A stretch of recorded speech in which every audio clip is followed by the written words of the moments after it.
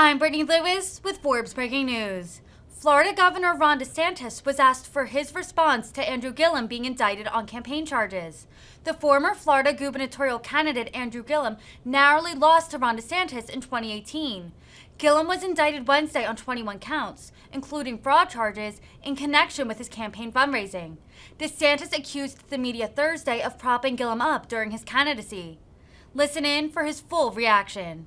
All the working class communities wanted them out because they're bearing the brunt of those really bad policies. Comment on Andrew Gillum. Do you feel vindicated? Because in 2018, you called him out for being under investigation. You were called a liar and a racist. Do you feel vindicated today, sir?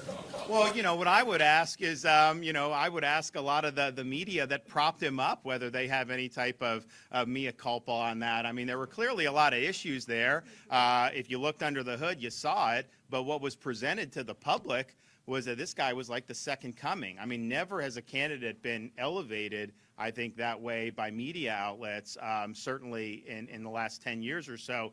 And I can tell you, if I had not won in 2018, this state would be in a much worse shape, and that's not even a question. And so we're happy that we were able to do it, but even more happy that we've been able to lead and accomplish more than anyone thought we could accomplish in the state of Florida.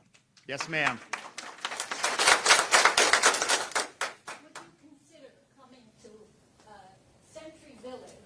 Okay. All these seniors who would like to hear what you have accomplished. Oh, good. You are accomplishing for them every single day. Yeah. We really love you. Oh, thank you.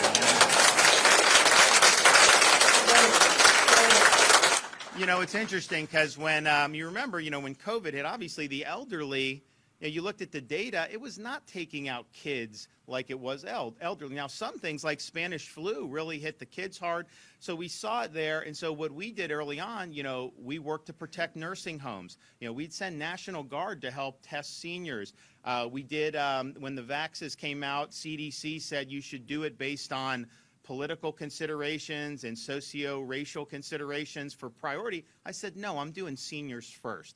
And that's the way it's going to be. So we bucked CDC, and eventually everyone had to follow Florida because it was the right thing to do. But we were able to bring them to the senior communities. I know we were at Kings Point over in Delray Beach. They did the Century Villages. They did a bunch of those. And our thing was it's available. It's not mandatory. You can make whatever decision you want on that. But we worked hard to make it. And then when we saw that people were still getting infected, we did the monoclonal antibodies. And we gave that to 175,000 mostly elderly people. And that unquestionably, saved the lives of a lot of people. And so we're very, really what we're doing today is just a continuation, really, of our view to just keep seniors first. I mean, we've have a responsibility to our elders, particularly in the state of Florida. And I think you've seen that across the ways and different things that we've been able to do. And that includes bucking the establishment.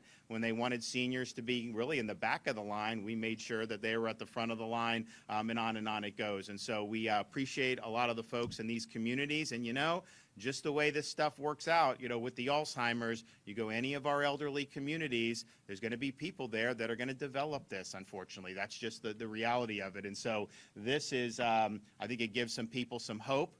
We would love to be on the foreground of this. And yes, financial, as Marie said, is huge. I mean, it will have an economic impact on our society if the trends continue without any meaningful relief.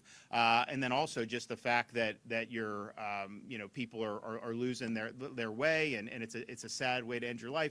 And then all the other people that are affected. I mean, it's just incredible the amount of effort that people go through, but then just it gnaws at them inside because they lose touch, with people, and they don't remember and all this, and it's really, really difficult. And so if we can make an impact on that, man, I mean, we've made an impact on a lot of things we're very, very proud of, but this would really, I think, have a huge impact on this state. And so I want to thank everyone for being a part of it, and we will work hard to do everything we can to help our senior citizens. Okay, guys, thank you.